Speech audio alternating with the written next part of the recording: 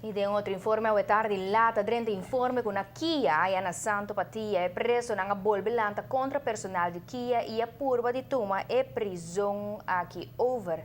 É motivo é a despachar polícia e bombeiro com urgência e a vira mais sério hora com a pedir reforço também de militar de caserna caminha de par de hora a lograr pôr situação bom de controle.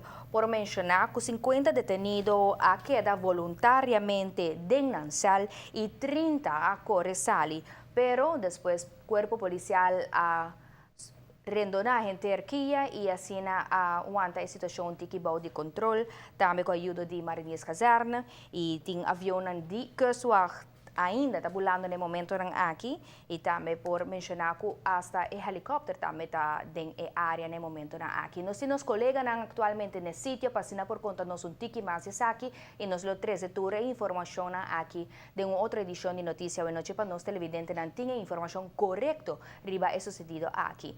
Da maneira coisa que ultimamente está hope de notícia para motivo de situação maneira que passa awe tarde lat.